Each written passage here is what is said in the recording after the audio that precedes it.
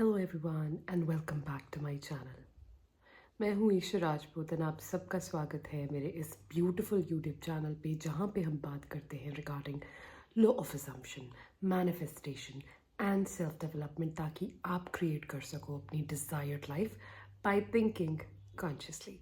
आज मैं बात करने वाली हूँ why forgiveness is the first step to have your desire. अगर आपने मैनिफेस्टेशंस वीडियो देखे हैं या आपने कोई बुक पढ़ी होगी, तो आपको सबसे पहले कहा जाता है be clear, be specific, what do you want. आपको जो भी चाहिए उसके लिए आप बहुत ज़्यादा स्पेसिफिक होके उसे डिस्क्राइब करो, राइट। बट इससे पहले भी एक स्टेप आता है जो हमें लगता है इम्पॉर्टेंट नहीं है, लेकिन वही स्टेप सबसे ज़्यादा इम्पॉर्टेंट होता है, एंड दैट इज़ फॉरगिवनेस। हम अक्सर अपनी रोज़मर्रा की ज़िंदगी में बहुत सारे बिलीव्स जाने अनजाने में बना बैठते हैं। जैसे अगर हमारा एसपी के साथ ब्रेकअप हुआ है तो हम सोचते हैं कि आजकल तो ब्रेकअप होना आम बात है, आजकल चीट होना एक रिलेशनशिप में बहुत आम है, आजकल हर कोई ऐसे ही करता है। ये सब एक्सटर्नल फैक्टर्स हैं जिनके ऊपर हम ब्लेम डाल रहे हैं, और यहाँ पे कोई भी इनर वर्क नहीं कर रहे हैं। इनर वर्क में आ जाएगा जब हम अपने आप से पूछेंगे कि ऐसी कौन सी चीज़ मेरे अंदर है जो मुझे ये हर्ट महसूस होता था पहले, और यही मेरी रियलिटी में रिफ्लेक्ट हुआ है। अगर पहले नहीं हर्ट फील होता था तो ऐसा क्या हो गया मेरी लाइफ में कि मैंने अपने आप को इस पेन के काबिल समझा, और मेरे सबकॉन्शियस ने सामने वाले इंसान के थ्रू मुझे ये रियलाइज़ करवाया, सामने वाले इंसान के थ्रू मुझे ये हर्ट फील करवाया। तो आपको पता लगेगा, जब आप बार बार ये क्वेश्चन पूछोगे तो रूट में एक आंसर आएगा, एकदम जड़ वाला आंसर, जिसमें आएगा कि आप अपने आप को डिज़र्विंग नहीं मानते, आप अपने आप को अच्छी चीज़ें मिलने के काबिल नहीं मानते। और ऐसा क्यों?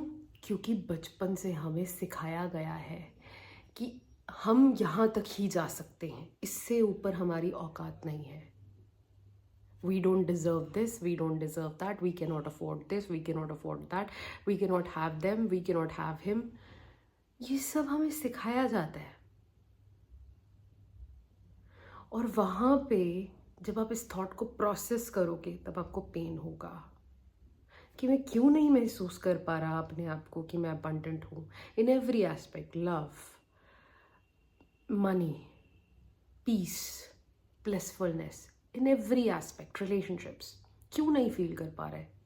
एंड वहाँ पे आपको फॉरगिवनेस देनी होगी अपने आप को, बिकॉज जब तक हम अपने आप को माफ़ नहीं करते, हम दूसरों के लिए रिजेंटमेंट रखते हैं, हम खुद के लिए भी रिजेंटमेंट रखते हैं।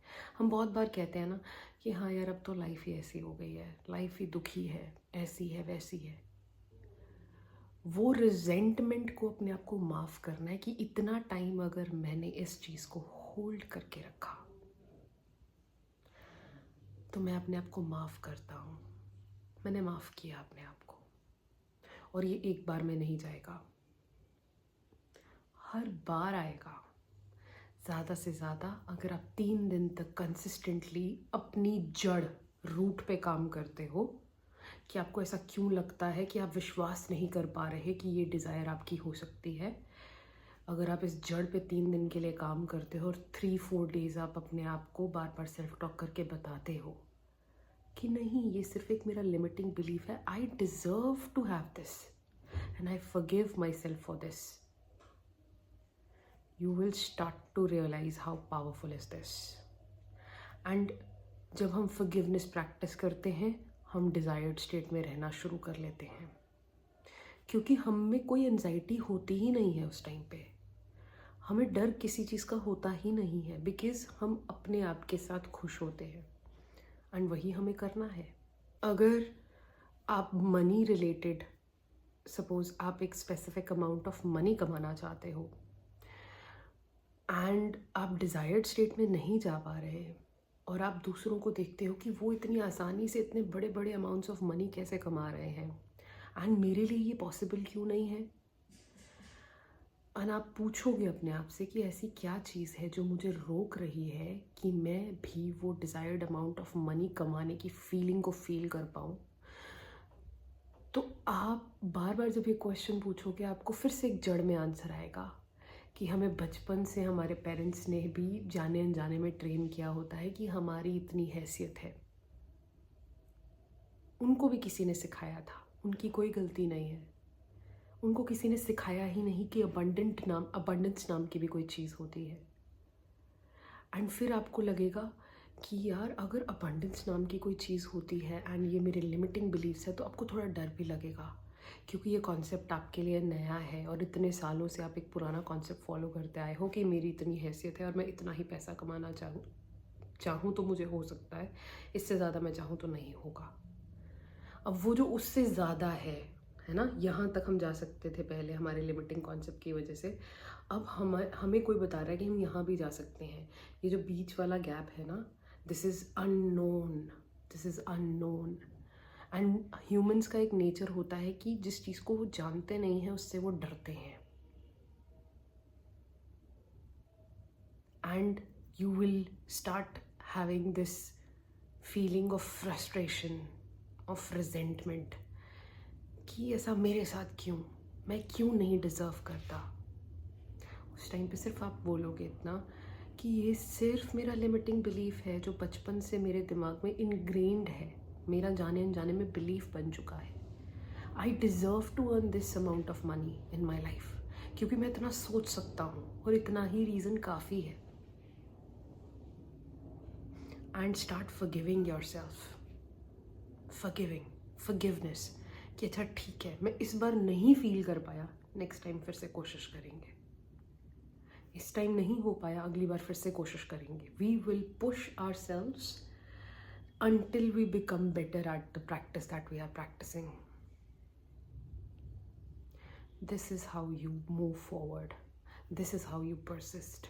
This is how you forgive yourself. You are calm with yourself. You are patient with yourself. And you move forward to manifest. हर एक बार में सक्सेस नहीं मिलेगा,